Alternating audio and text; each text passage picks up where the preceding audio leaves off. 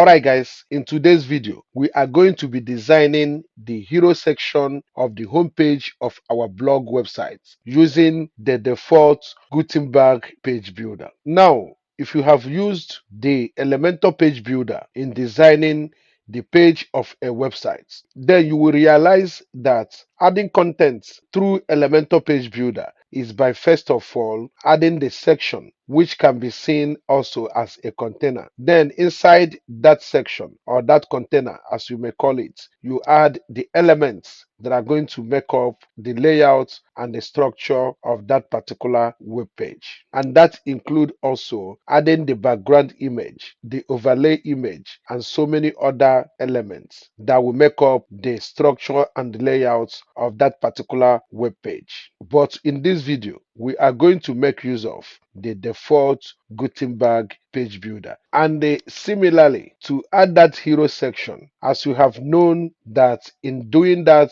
using Elementor page builder, that you first of all add sections before adding the elements. And that is also the same method that you will use to do it using the Gutenberg page builder. So now with that, let's assume you have logged on to your WordPress dashboard. And once you have done so, just navigate down to pages and click on add new. Now we are going to give this page a name called home. Then come up here and click on the elements icon of the Gutenberg page builder. Now you have to scroll down to design, and here in the designs is where you will find all the tools you will need to add such sections. To add a section using the Gutenberg, you will select group. So now you click on group, and as you can see, it is active here now on the editor Canva. And as it says here, group blocks together, select a layout. You can see the three options of the layout they presented to you here. So now what I'm going to do is to select the layout,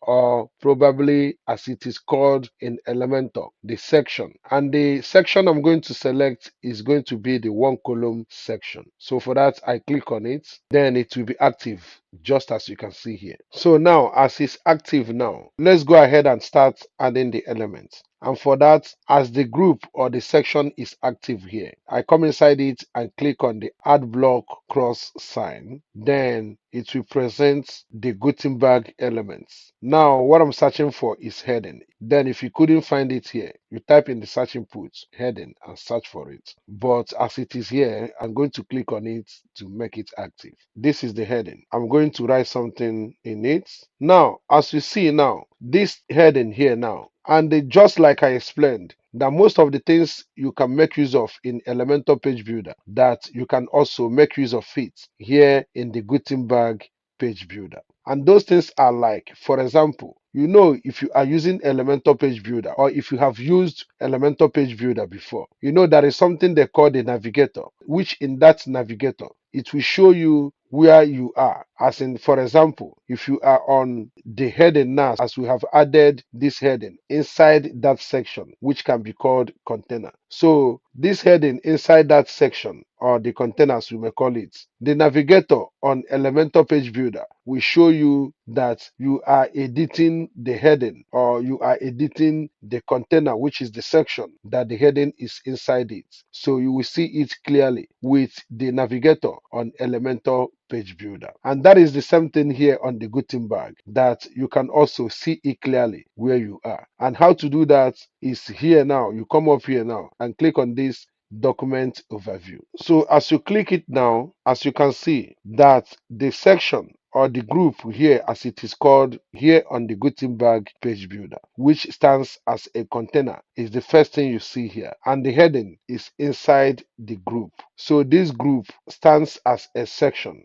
or as a container. To understand this clearly, you can see we have only group and a travel freak blog, which is the heading. Now, if I go away from it now and come inside here now, and then click to add a paragraph, then I select a paragraph. Now paste a dummy text, for example, to be used as the paragraph of this particular lesson, just as you can see here now. If I come up here again now and click on the document overview again, now you can see we have the paragraph also inside the group, or inside the container or section, as you can call it, which means we have these two elements inside this group.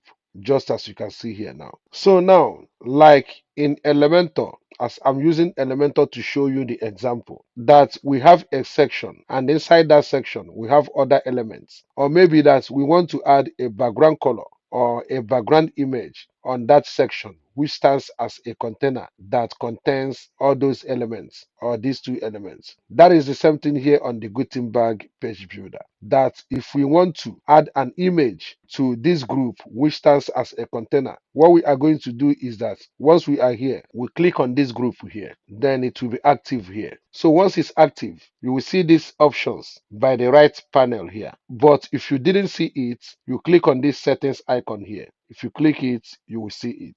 So now, as you see that these are the settings for the group container elements, then now what we are going to do is to style it. And to style it, we come up here and click on the styles tab. So now here, as you can see, you have colors, text, and background, and under them you have the background image tool. So if you want to add a background to it, just click on background image here. Then if you have the image on your PC, you can click on upload and upload it directly from your PC. But if you have already uploaded the image to your media library, you can just click on open media library. Then you'll be brought to this place. Now, all you need to do is just to go ahead and select any image you want to use as a background image. For example, I select this one, then come down and click on select. Now, as you can see, the image has been applied as a background image of that container, of that group or section, as you can see here. So now, the next thing we are going to do is to add a background overlay on this image. And to do that,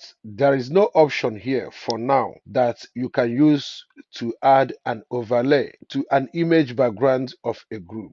But there is a trick on how we do that. So to do that, what I am going to do now is that I will come up here and click on the Gutenberg element icon, then come back to the design and select group again, then select one column group.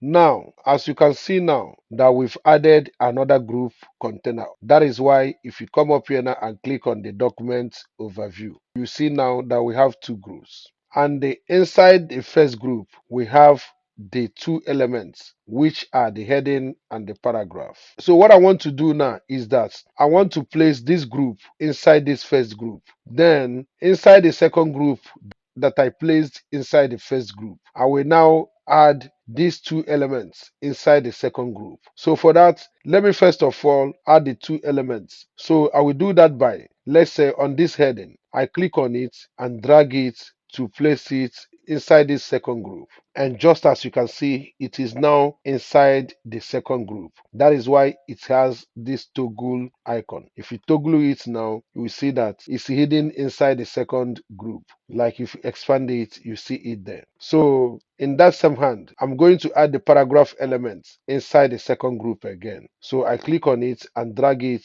to place it inside the group. So now two of these elements are now inside the second group. So now the next thing I am going to do, like I mentioned shortly, that I will place this second group inside the first group, because as you can see now, the first group is empty, and that is because we have moved the two elements that was there before, and we have moved it from there to the second group. They are now inside the second group. So now, like I said, I am going to place this second group inside the first group. So for that, what I'm going to do is to click on it, then drag it like we did with the previous elements and place it inside the first group. So now, as you can see, as it's structured here, that the second group or container is inside the first group or container or section, as you may call it. That is why if you toggle this up, you see that it is hidden inside this group. If you toggle it down, you will see the group. And inside that second group, you have these two elements, of which if you toggle the second group up now, you see the two elements will be hidden inside the second group. So now, as we want to add a background overlay, what we are going to do is, as you are here now, if you click on this first group here, that is the one that have this background image. But we want to add a background overlay. That is why we created this second group. And for that, we are going to add the background overlay on the second group. So what I'm going to do is to click on the second group, then come to the right panel here and click on the styles tab. Now I come down here under color and click on background color palette. So now here I will go ahead and select black. Now I'll come up here and click on the color palette. Now I will reduce the transparency just as you can see. So perfect. So now the next thing I am going to do is to restructure this element here, that the header is supposed to be the first one while the paragraph is under the header. So I'm just going to click it here and drag it and place it above the paragraph. Then you can see it is now restructured, and I'll make sure that I click on it and it's selected. Then I will come to the right panel here. Then I can now click on the text color palette. Then I can give it a white color, just as you can see. So with that, I will also click on the paragraph so that it will be active. Then I come here, click on the text color palette, select white. If you come up here now and click on update and go back to your website, then you can see that this is how it's looking on your website. And I know that it's still looking ugly, but we are still going to make it look more nicer, okay? Because we need to still make this particular hero section a full width to take the entire full width of this section. So that is what we are going to go back to take care of. So for that, let's go back to our Gutenberg again. So here on our page builder, now what I'm going to do right now is, as you see that we have two boxes. First of all, let me come up here and click on this document overview. Now, as you see that we have these two group boxes, and in the first group we have the second group inside it, and inside the second group we have the heading and also the paragraph. So what I'm going to do now is to add the padding, which is the spaces here on the second group. So that is why I will click on the second group and making sure that I'm here under block. Now come down here, here under dimensions, you come down to the padding. Then I am going to give the padding to the second group by adding something like 3 pixels padding here at the top and at the bottom, and the same thing on the second one, which represents the right side and the left side. So now after adding the 3 pixels padding, or whichever number of padding you have chosen, or maybe that you want to choose a custom padding, you can click on any one of these settings. Like if you click it now to pixels, okay, so now we can say 20 pixels to the top and bottom, and also change this one to pixels and give it 20 pixels also. So perfect. Now come up here and click on update, and let's go back to our website and see how it looks. Now refresh this page, and as you can see, there is spaces added both at the top, the bottom, and also left and the right. So the remaining thing here now is to make this section full width. So now for that, we go back to our page builder.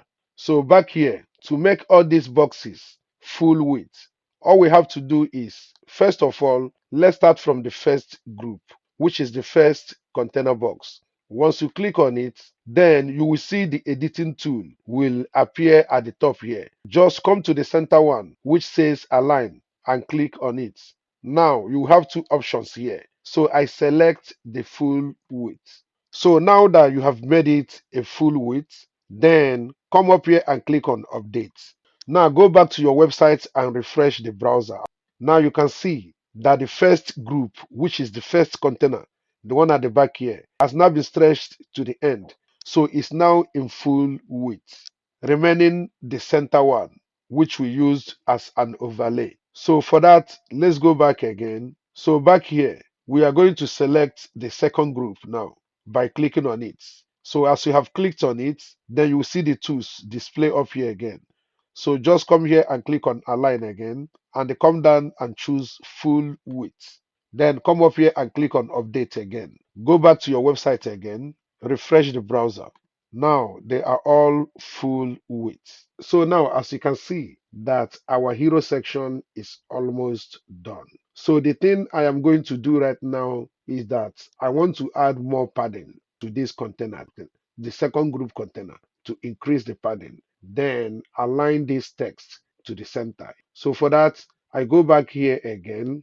Now, what I'm going to do is, first of all, on this group, to increase the padding. So I will make sure that the group is still selected. Now I will come here and click on the styles tab, then come down to the padding.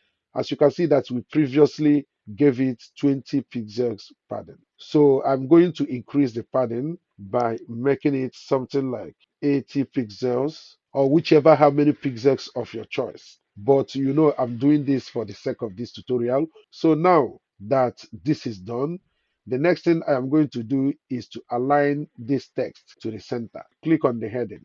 Now the tool will be active here, just as you can see. So for that, I'll first of all come over here and click on the H2. Now select H1 because you know, for SEO purposes, the first heading of your pages must be in H1.